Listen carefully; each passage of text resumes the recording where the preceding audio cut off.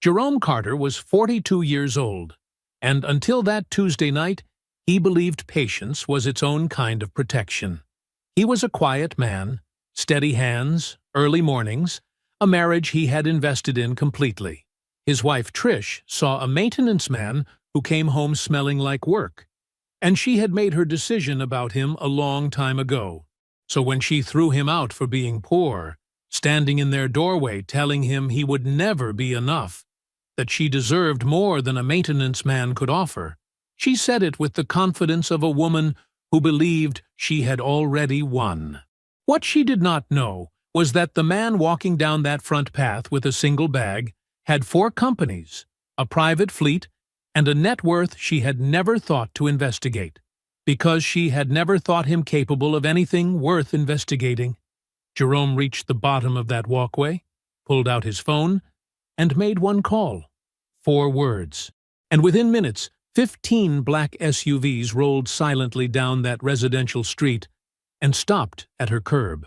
What happened next would cost Trish everything she thought she had secured. But standing in that doorway, watching those vehicles arrive, she was only just beginning to understand how wrong she had been. Before we jump into the story, comment where in the world you are watching from and subscribe, because tomorrow's story is one you need to hear.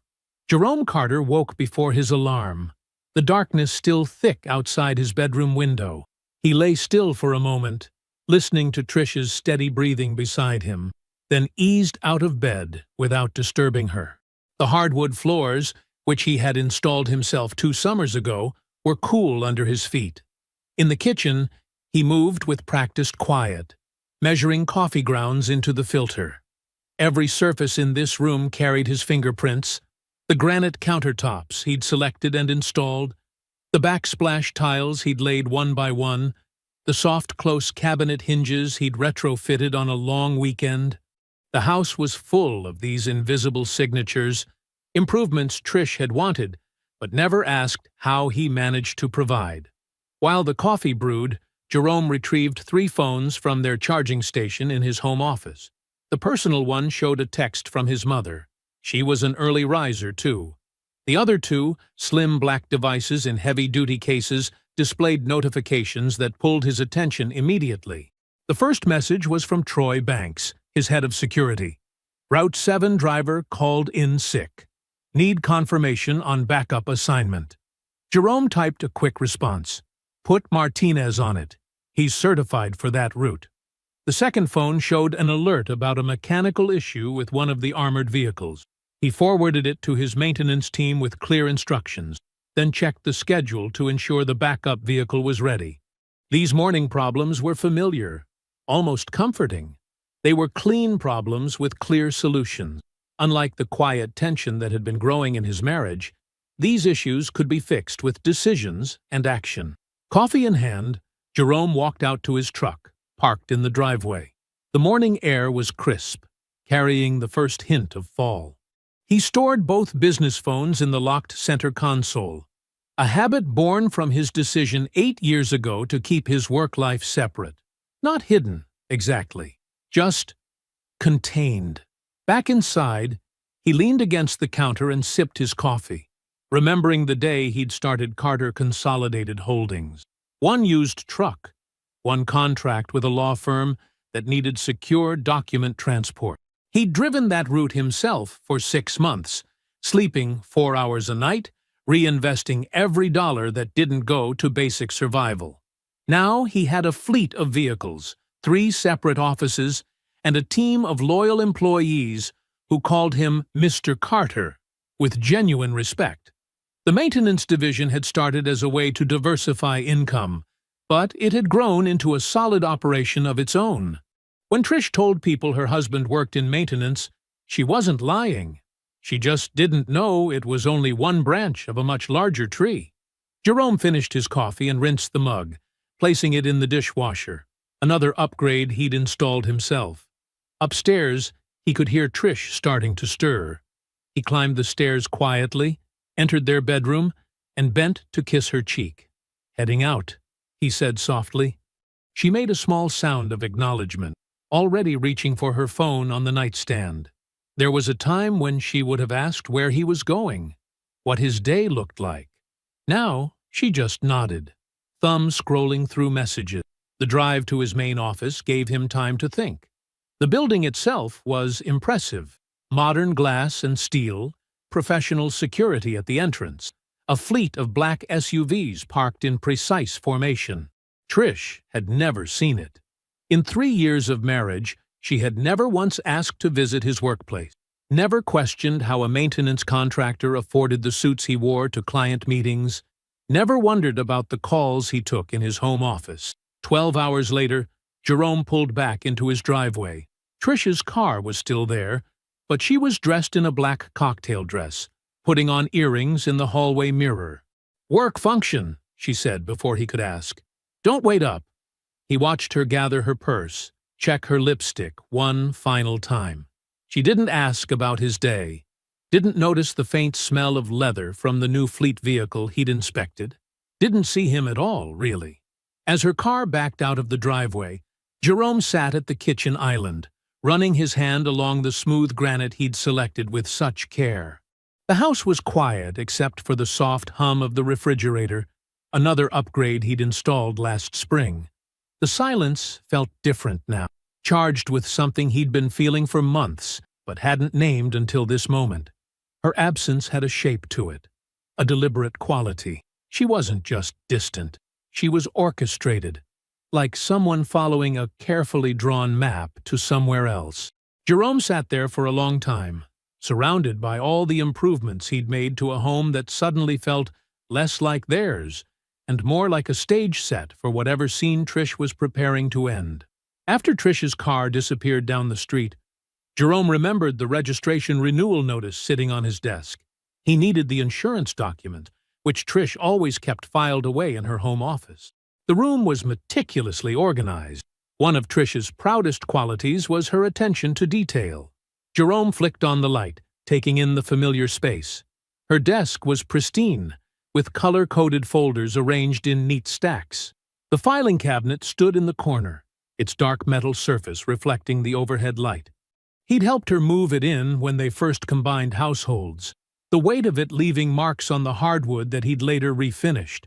Opening the top drawer, Jerome found it arranged alphabetically.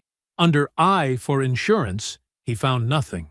Frowning, he remembered Trish mentioning she'd reorganized some files by category rather than letter.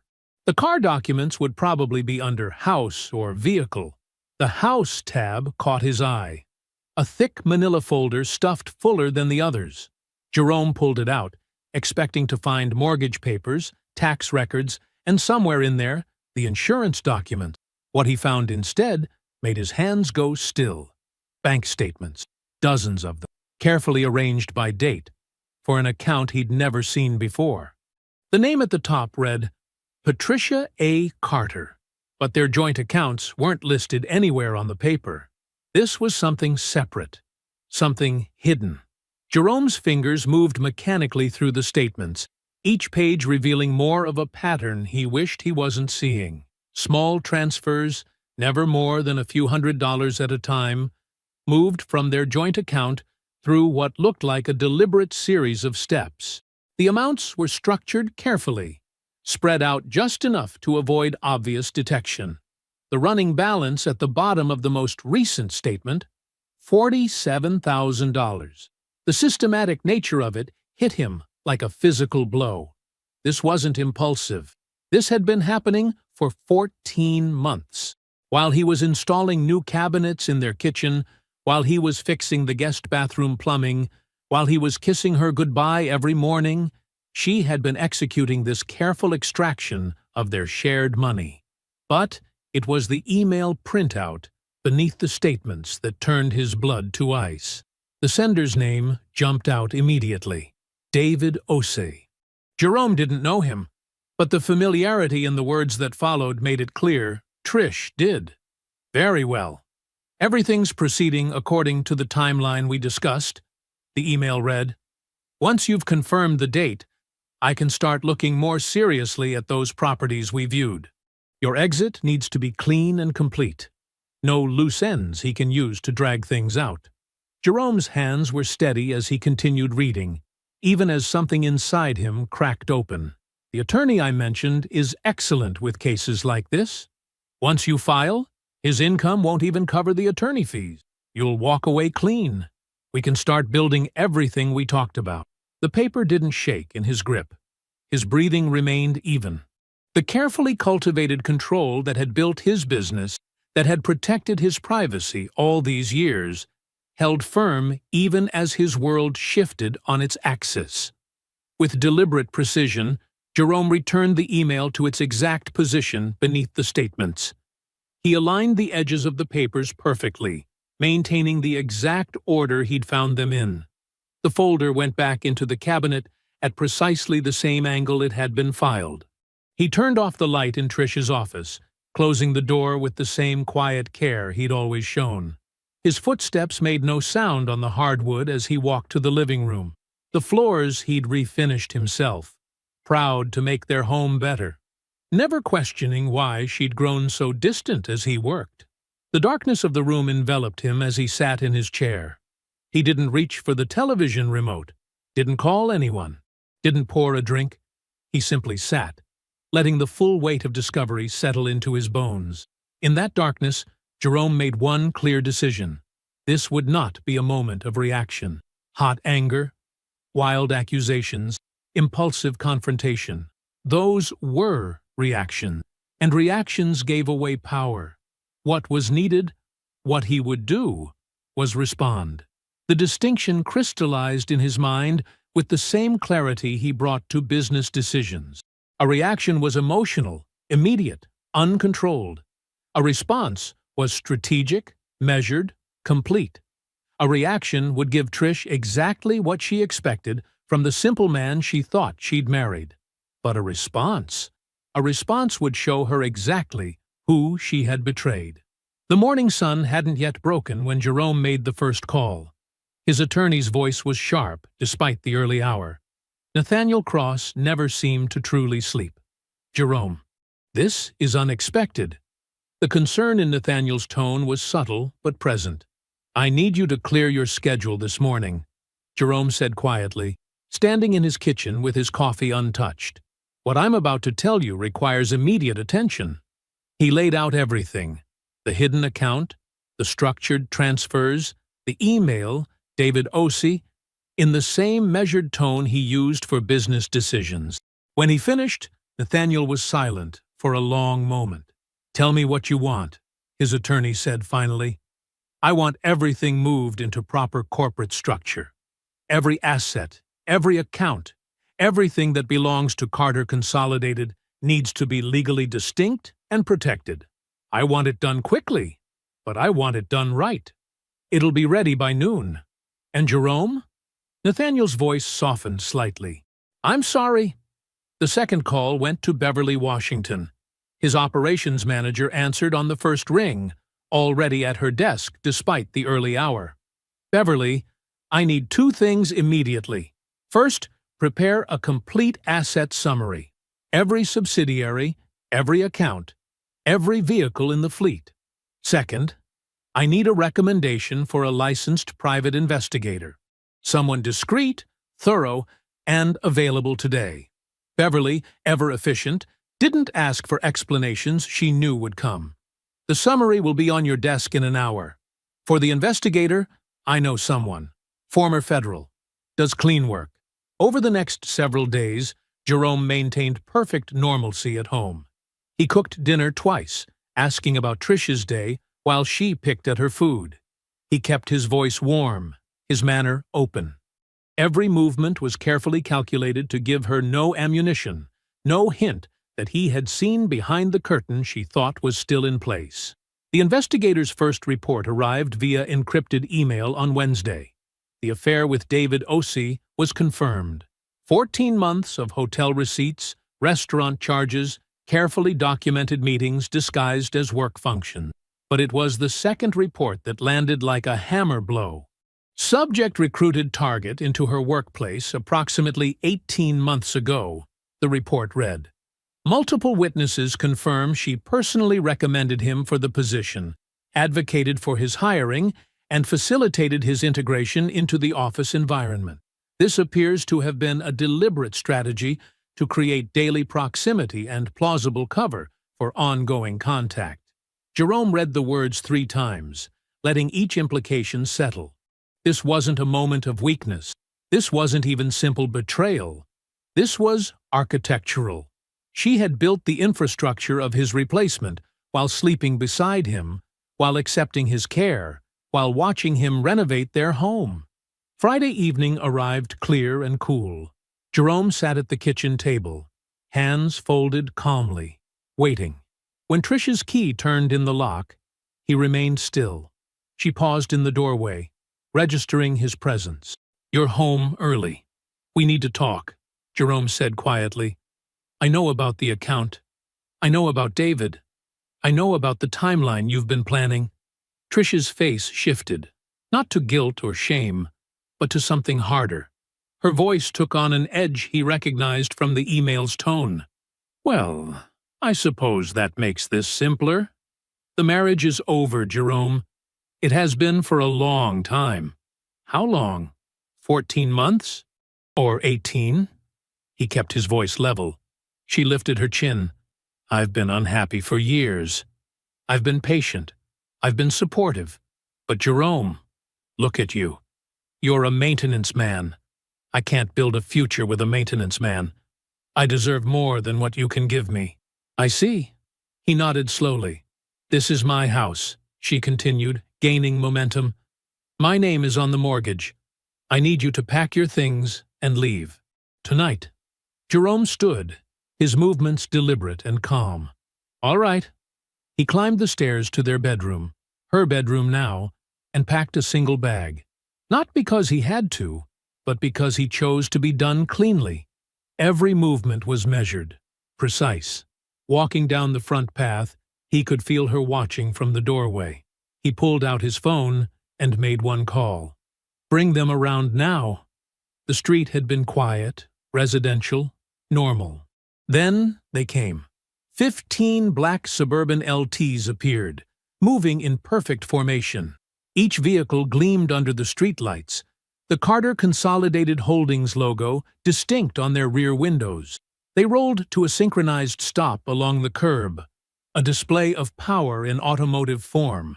Drivers emerged in crisp suits, taking position. From the lead vehicle, Troy Banks unfolded his impressive frame. The head of security's voice carried clearly in the evening air. "Ready when you are, Mr. Carter." Jerome walked to the open door without looking back.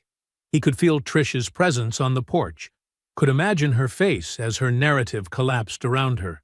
But he didn't turn. He simply got in, accepted the bottle of water his assistant offered, and let the procession carry him away from the life she had decided he deserved. Jerome stood at the window of the executive suite, watching the city lights flicker to life as dusk settled. The space was immaculate, designed for visiting clients with its modern furnishings and subtle luxury. Now, it would be his home, at least temporarily. He lowered himself into one of the leather chairs and, for the first time since finding that manila folder, allowed himself to feel everything. The grief came in waves, not just for the marriage, but for the weight of 8 years spent protecting someone who had been planning her escape. He thought about the morning coffees, the renovations done with his own hands, the quiet moments when he'd convinced himself that waiting to reveal his success was the right choice. The pain was physical, settling in his chest like a stone. But Jerome Carter hadn't built an empire by dwelling in emotion. After 30 minutes, he straightened in the chair and picked up his phone. There was a business to run. The next morning, Beverly arrived with a stack of documents requiring his attention.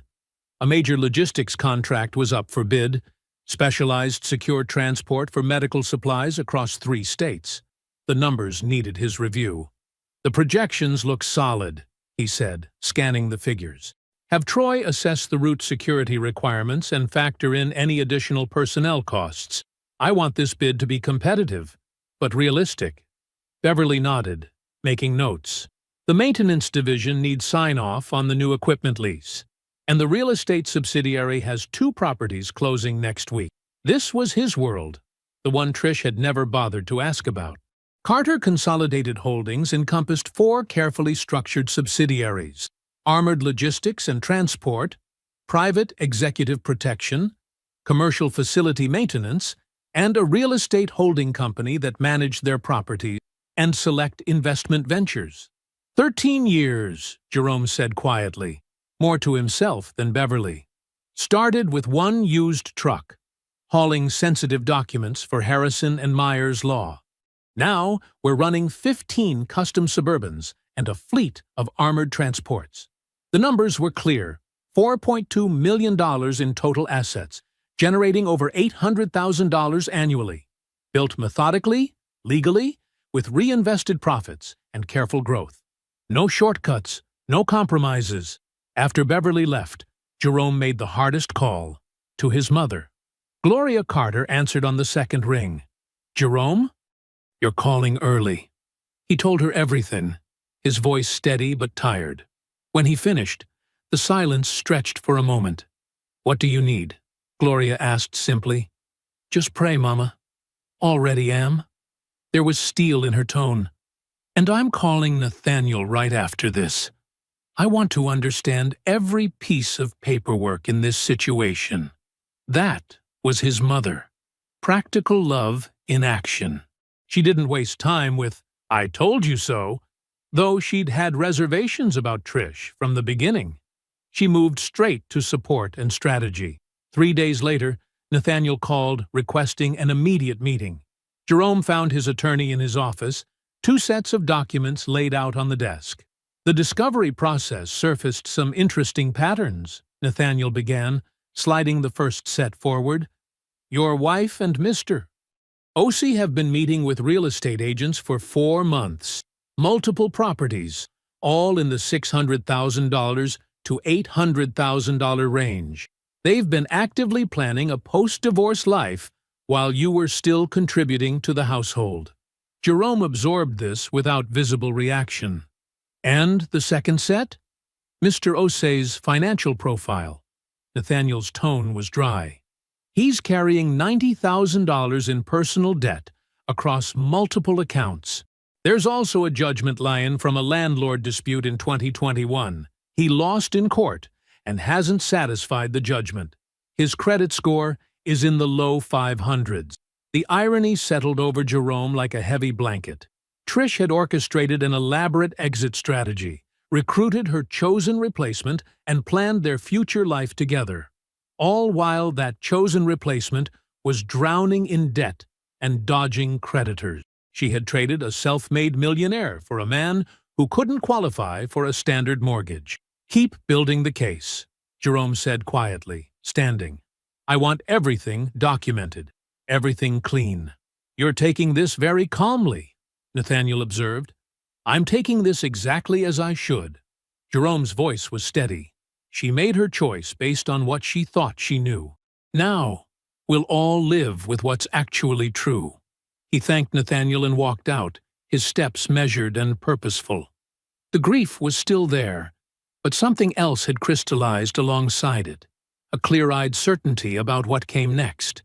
He wasn't shaken. He was focused. Trish sat in her favorite salon chair, getting her weekly blowout while carefully crafting her narrative to Maria, her longtime stylist. It had been over for years, really. We were just going through the motions. She examined her reflection, adjusting her posture. Jerome just left. But honestly, it's for the best. I'm moving forward.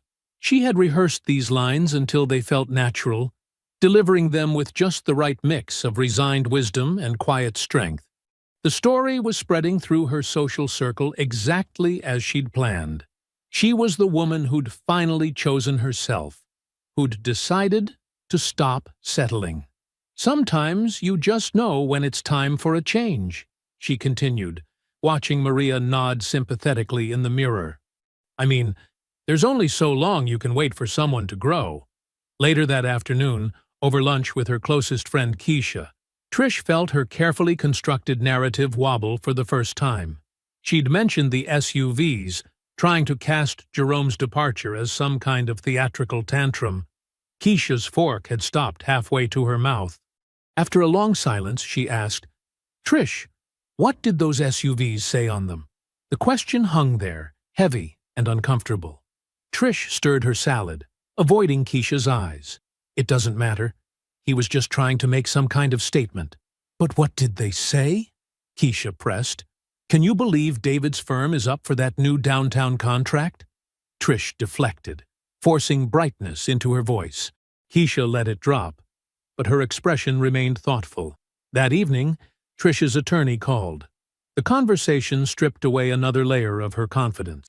"Mrs. Carter, I need to manage your expectations regarding the marital estate," her attorney began. "The joint accounts show significantly less activity than anticipated. Mr. A. Carter's primary income appears to have been properly segregated through corporate structures we're only now uncovering." Trish sat down hard on her living room couch. "What does that mean exactly?" "It means the joint marital assets are far more limited than we projected. Also," her attorney paused, "your personal account containing the $47,000 has been documented in discovery. Those funds will need to be accounted for in the settlement." The room seemed to tilt slightly. Trish ended the call and sat in silence, her mind racing.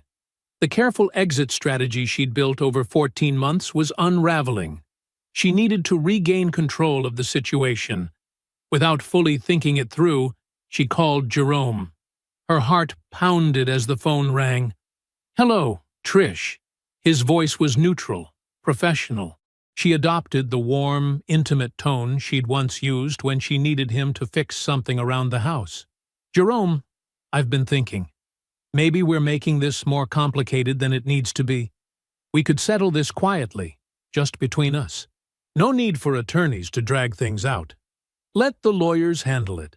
His response was polite, but immediate. "But surely we can—" "The lawyers will handle it," he repeated, still perfectly civil. Then something in his tone shifted as he added, "Have a good evening, Trish." That was what unsettled her most. Not anger or hurt or desperation, but a quiet contentment she'd never heard from him before. He sounded at peace. She hung up, her hands slightly shaking. Her phone buzzed with a text from David. "Found another house to look at. Time to make some decisions. We can't keep putting this off." She didn't respond. David had been pushing harder lately, wanting commitments, talking about their future. His eagerness, once flattering, now felt suffocating. Trish walked through the quiet house, the house she'd owned before the marriage, the house Jerome had steadily improved with his own hands. She ran her fingers along the kitchen counter he'd installed, looked at the hardwood floors he'd refinished. For the first time since filing the divorce papers, a formless dread began to settle over her.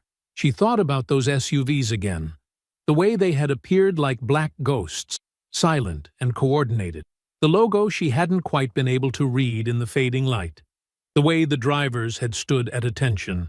The suited man who had called Jerome Mr. Carter with such deference. Sitting alone in her carefully decorated living room, Trish felt the first real tremor of doubt. Not about leaving. She had committed too fully to that path for doubt. No, this was something deeper and more unsettling. The slow, creeping recognition that she may have fundamentally misread the man she had so confidently dismissed, that perhaps, in all her certainty about who Jerome was, she had never really known him at all.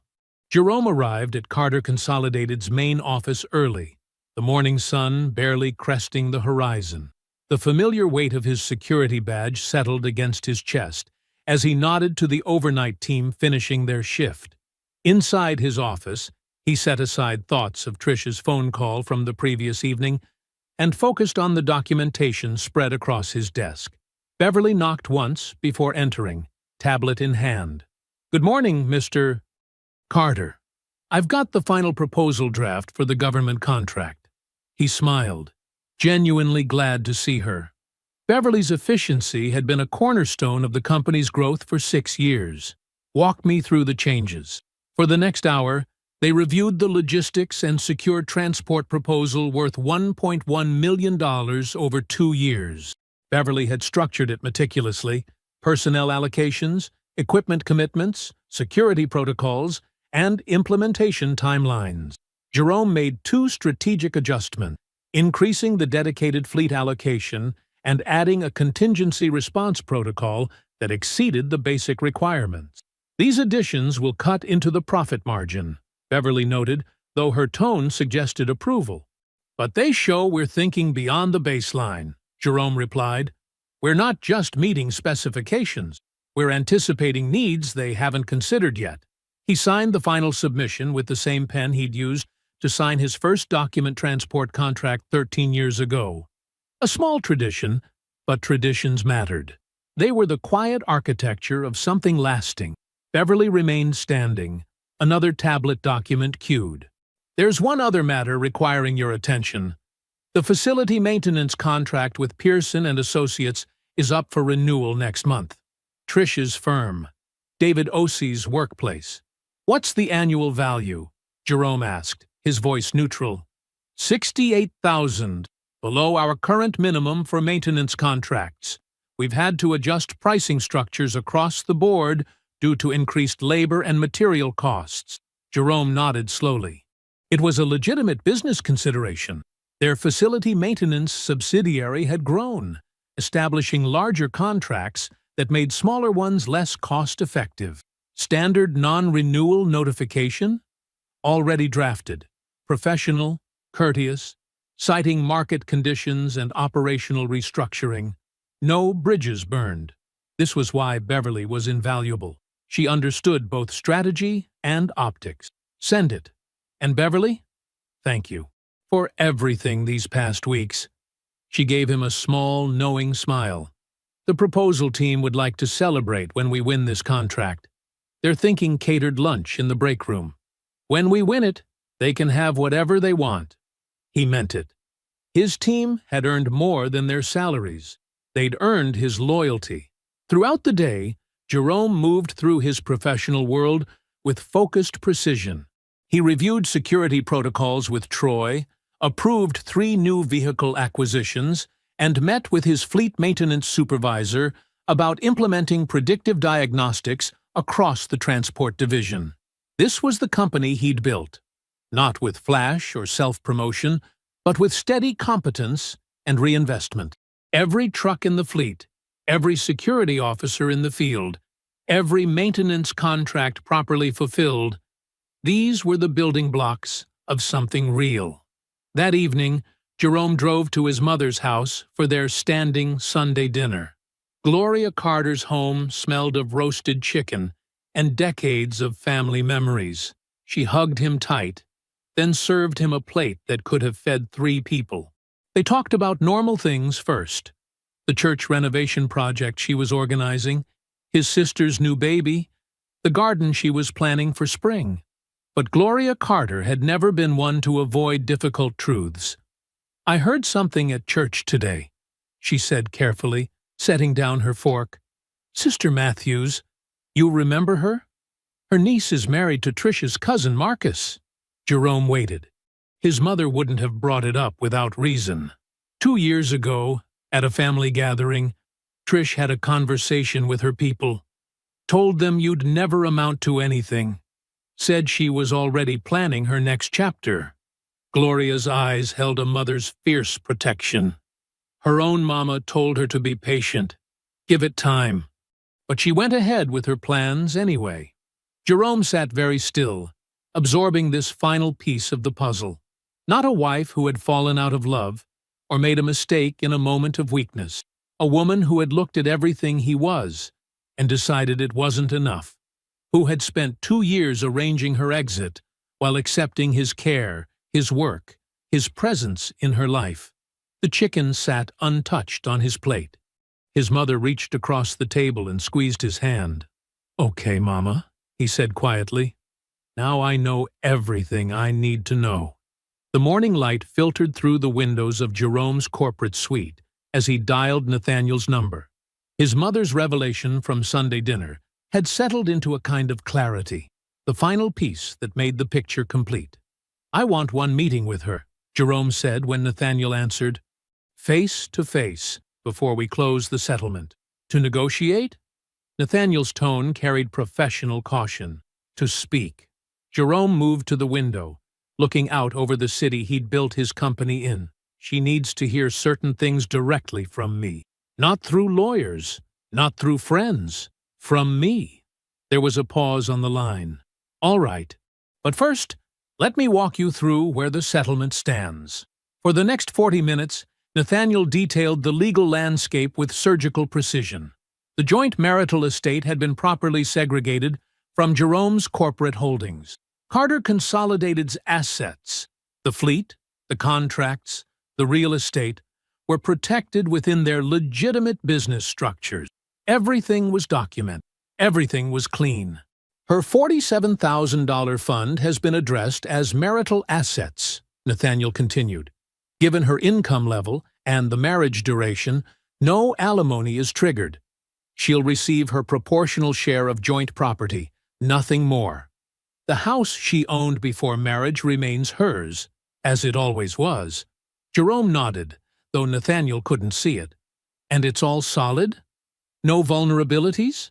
"None. Your corporate structure was built right from the beginning. We're just maintaining what was already proper." Nathaniel paused. "When do you want this meeting?" "End of the week. Neutral ground. A restaurant with private rooms.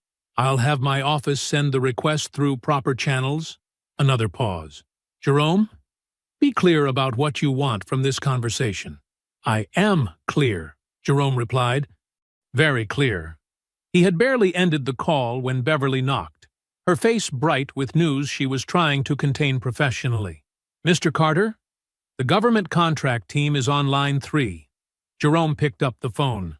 20 minutes later, he set it down and looked at Beverly, who was still standing in his doorway.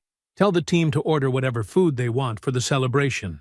And Beverly, make sure you include yourself in the profit-sharing adjustments for this quarter. This doesn't happen without you." The office came alive with the news. Jerome watched his people, the dispatch team, the security officers, the maintenance supervisors, sharing handshakes and genuine smiles. They had built this together, brick by brick, contract by contract. Troy appeared in the doorway, massive and formal as ever. "Congratulations, Mr. Carter," he said simply. "To all of us," Jerome replied. "Make sure the fleet detail for the first phase is your best people." That evening, alone in his corporate suite, Jerome sat at his desk with a legal pad. He needed to organize his thoughts for the meeting with Trish, not in anger, not in haste, but with the same precision he applied to everything else. 3 things, he decided. 3 specific things he needed to say, in order, with no room for deflection or distraction. This wasn't going to be an argument. He wasn't interested in hearing explanations or accusations. This was going to be a closing statement, the final word in a story she thought she was writing but had never actually controlled. He wrote late into the night, crossing out words, refining points, until every sentence served its purpose. When he was satisfied, he called the restaurant he had in mind, an upscale place downtown with private dining rooms. The manager knew him. Carter Consolidated had handled their document transport for years. "The Maple Room is available Thursday evening, Mr. Carter," the manager said. "Complete privacy, separate entrance if needed." "Perfect. For 2 people. 7 o'clock. Jerome emailed the details to Nathaniel's office for formal transmission to Trish's attorney. Then he sat back, feeling the weight of the past weeks, the discovery, the revelations, the quiet execution of necessary things, settle into its final form. His phone buzzed within the hour. "Nathaniel." She accepted. Thursday at 7. Jerome got ready for bed with his usual efficiency. He hung his suit for tomorrow, set his 3 phones to charge, and turned out the lights. For the first time since finding that folder in Trish's office, sleep came easily, without the circular thoughts that had plagued him. He had built something true. He had protected it properly.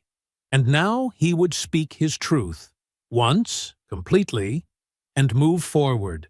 The city lights cast soft patterns on his ceiling as he drifted off, his mind already organizing tomorrow's tasks: the government contract implementation, the fleet assignments, the ordinary work of building something that would last.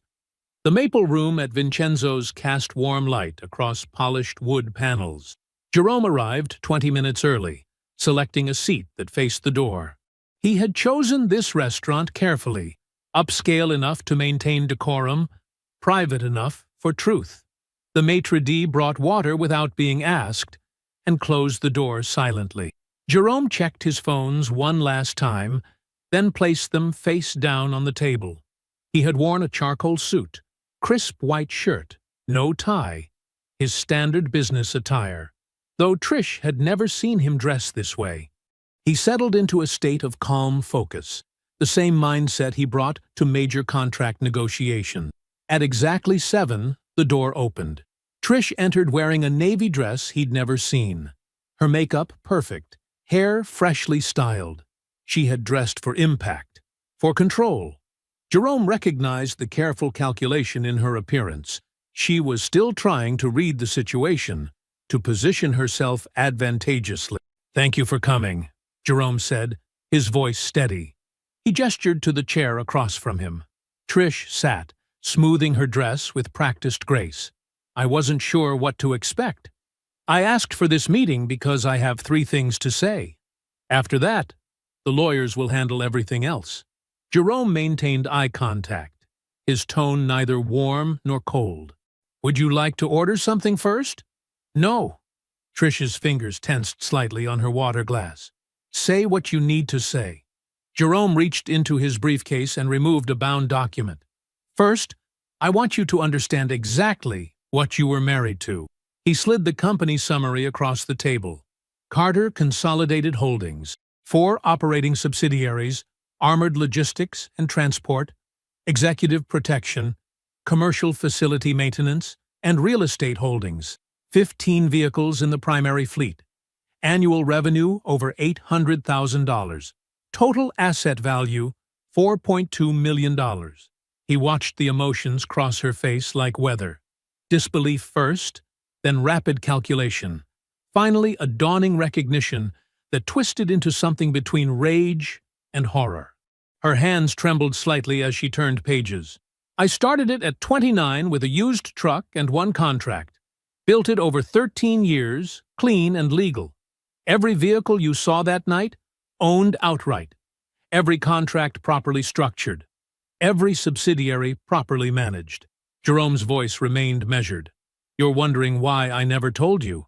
That's the second part of this first point." Trish looked up, her composure cracking. Jerome continued, "When I was 19, I watched my father lose half of everything to his second wife. She stayed until the money was secured, then left. He never recovered. So I made a decision. I would be chosen for who I was, not what I had. I waited to tell you because I wanted to be certain." "You lied to me," Trish whispered. "No, I worked maintenance contracts because one of my companies handles facility maintenance. I never lied. I simply waited. And while I waited, you made your own decisions." Jerome took a slow breath. "Which brings me to the second thing I need to say. I know everything, Trish. The account you built over 14 months. The email from David that you printed and kept like a blueprint. The real estate listings you've been reviewing together. The conversation with your family 2 years ago where you said, 'I would never amount to anything.'" Trish's face flushed. "I was unhappy. You were distant. I never felt like I truly knew you." "You didn't try to know me," Jerome cut in, voice still calm. "You tried to leave me. Those are different things. You recruited David into your workplace 18 months ago. You planned this methodically while accepting everything I provided. That's not unhappiness. That's calculation." He watched her absorb this, watched her searching for solid ground and finding none. "The third and final thing," he continued, "is what happens now. The settlement is what it is. Your attorney has the details. Your secret account has been documented as marital funds. There will be no alimony because your income exceeds the threshold. The house you owned before marriage remains yours. But everything else, everything you thought you would extract, is properly protected within corporate structures that were built long before we met. Jerome stood, adjusting his suit jacket.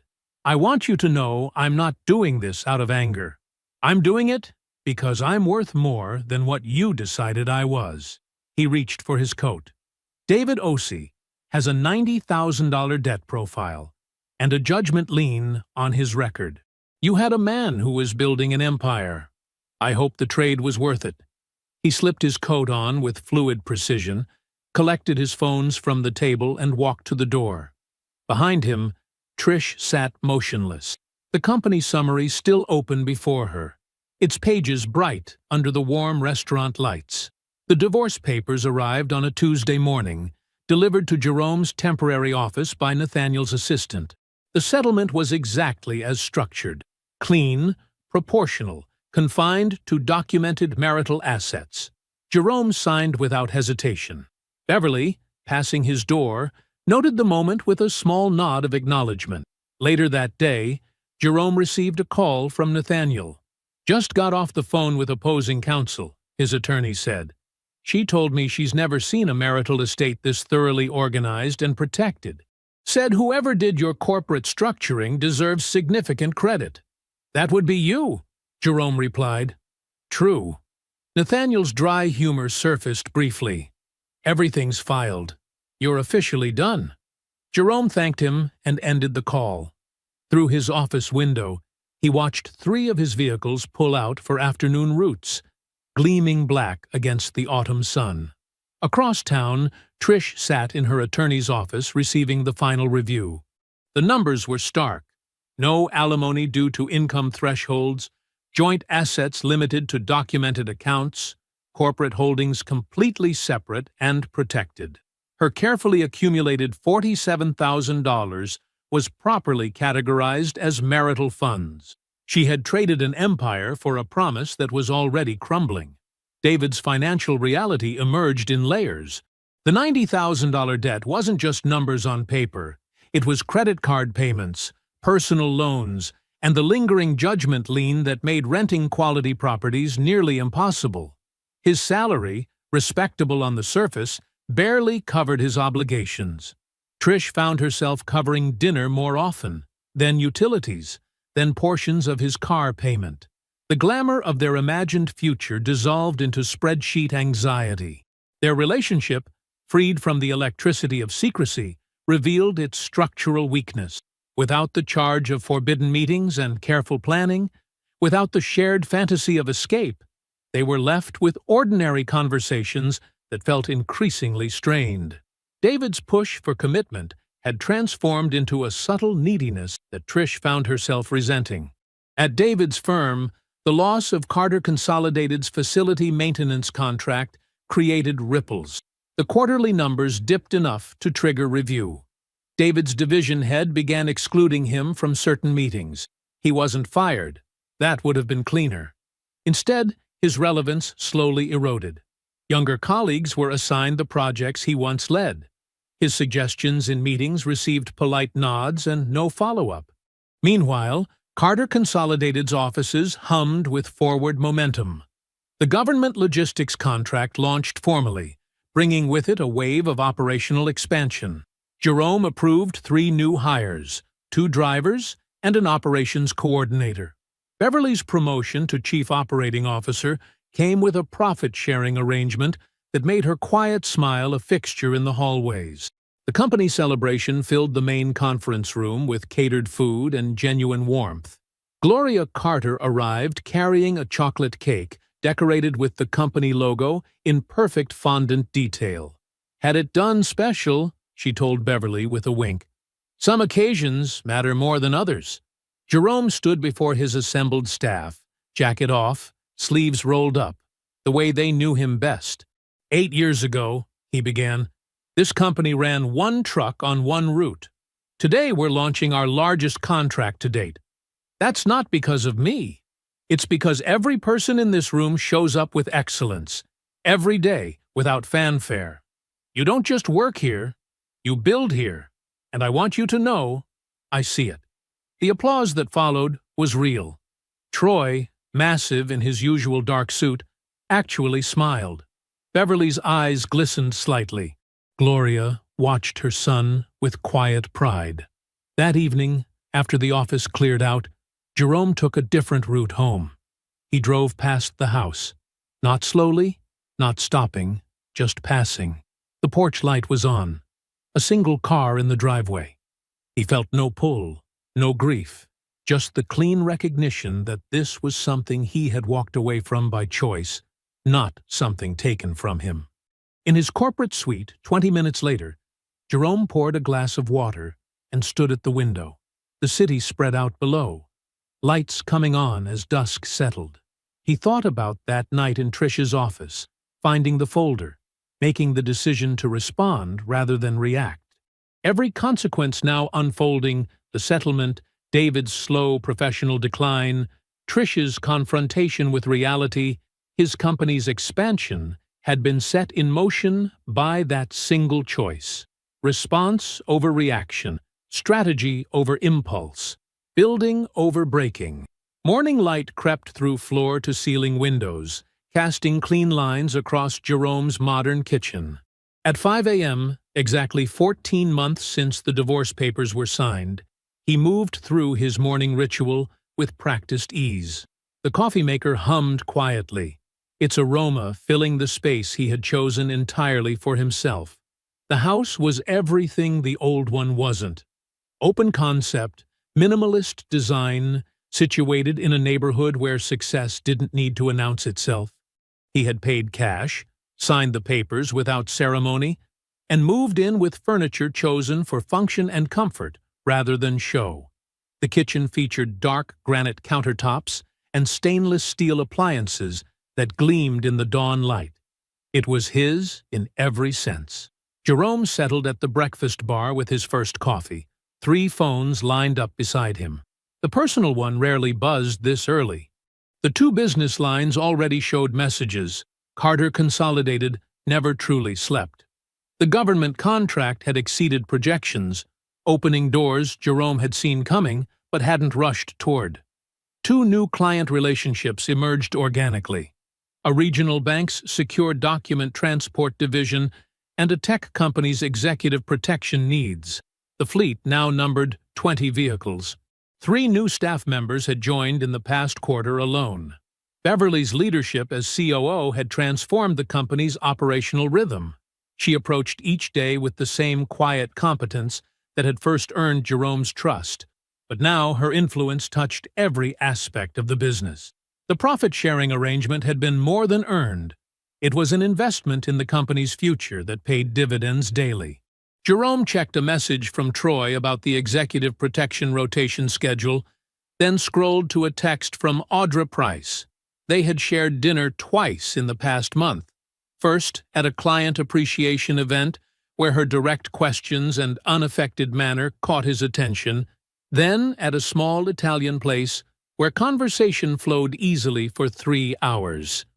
Audra approached life with the same precision she brought to her civil engineering projects. She asked good questions, listened to the answers, and wasn't impressed by surface presentations. Last night, over pasta, she had asked about his divorce without awkwardness or agenda. He told her the simple version. She nodded and said, "That must have been quite a moment with the SUVs." Then she smiled and asked about the government contract's logistics challenges. Jerome found himself smiling at the memory as he replied to her message about meeting again next week. No rush, no pressure, just the careful architecture of something that could become significant if given space to grow naturally. His mother's voice echoed in his mind from their last Sunday dinner. Gloria had watched him describe the new bank contract, then said simply, "You're sleeping better these days." She didn't ask about Trish anymore. She asked about the business, about Audra, about whether he was eating proper meals. She brought dessert every week, and left containers of food that somehow lasted exactly until the next Sunday. The second cup of coffee was halfway done when his phone buzzed. A message from Marcus, a mutual friend from his college days. Jerome opened it, expecting the usual check-in about getting together for lunch. Instead, he read, "Thought you should know. Ran into Keisha at the grocery store. Trish and David split up about 3 months after everything was final. Money issue. She's still in the house, living alone. Figured you'd want to hear it from a friend." Jerome set the phone down and looked out at the sunrise painting the sky in shades of orange and pink. The news settled over him without weight. There was no triumph in it, no vindication needed. He felt something quieter, cleaner, confirmation. He had built something true, brick by brick, year by year. She had gambled everything on something hollow. The math always resolved itself in the end. Beverly's message came through on the business line. Potential opportunity in secure data transport. Tech startup looking to move sensitive hardware between research facilities. Could be our entry into a new market. Available to discuss this morning? Jerome picked up his coffee, the warmth of it matching the contentment in his chest. He began typing a response, mind already moving through the operational requirements, the fleet implications, the staffing needs. He was building again. In truth, he had never stopped. The morning light grew stronger, filling his kitchen with clarity. His phones buzzed with purpose. Somewhere across town, a woman sat alone in a house full of assumption. Here, in this space he had chosen, Jerome Carter was exactly who he had always been. A builder, a planner, a man who understood that real wealth wasn't in what you claimed, but in what you created. I hope you enjoyed that one. Be sure to like the video and subscribe so you don't miss the next story. I've picked out 2 more for you that I think you'll really like.